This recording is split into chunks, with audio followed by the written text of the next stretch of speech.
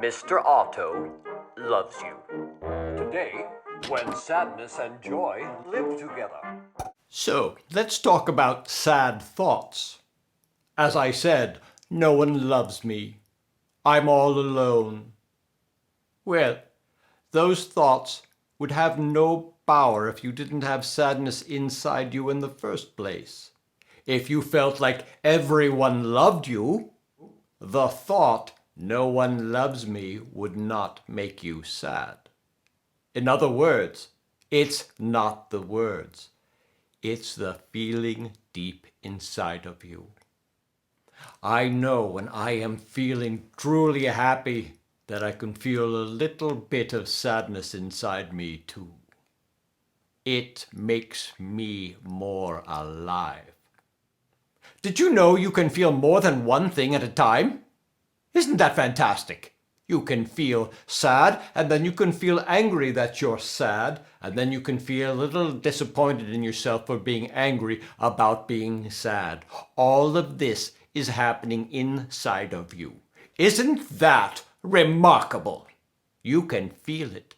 If you sit still long enough, you can feel sadness, then you can feel joy, and then you can feel fear, and then you feel peace, and then love. They're all there inside of you, and you don't have to push any of them away, because they're what makes you human. Think about that. But I understand sadness can feel a little uncomfortable.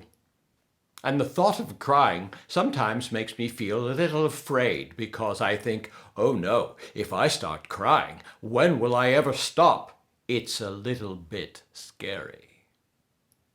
But you do stop when you allow yourself to cry, especially with somebody you love or trust. It can be magnificent in how it helps release all of the sad feelings inside of you. It's okay. So I knew this woman, Rachel, once. She was a very complicated woman. She walked around and people said, "How are you today, Rachel?" And she would say, I'm fine, I'm fine, I'm fine, I'm fine. But you can tell Rachel was not fine. She was trying to keep sadness away all of her life. And because she tried to keep sadness away, she also kept joy away. Anything you push away, everything else gets pushed away too. She didn't know that if she allowed herself to feel all the sadness inside, that it would turn into something else. Well, one day she was walking in a field and she saw a bunny rabbit, a tiny one, all alone in the field, with no one around it.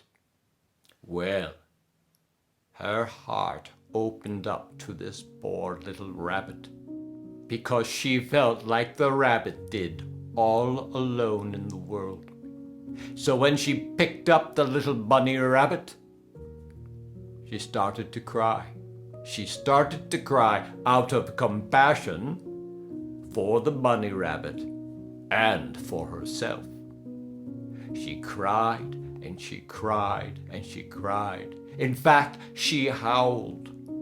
And as she held the bunny, she dropped to her knees and cried some more. She had no idea how much time had passed.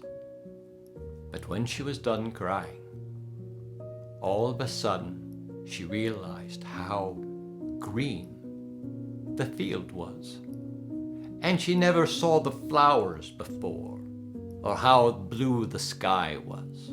All the things that she never saw, the beauty of the world, came to her because she allowed herself to let go of all the sadness inside.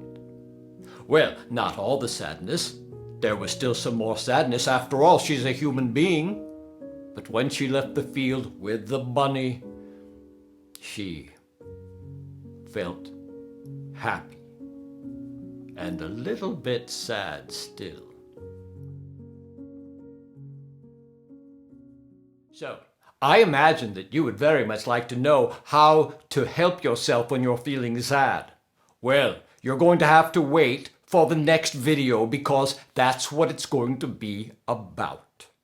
In the meantime, I think I'll sit here and feel a little sad for myself, and sad for my friend who's leaving, and sad for the changes in my life.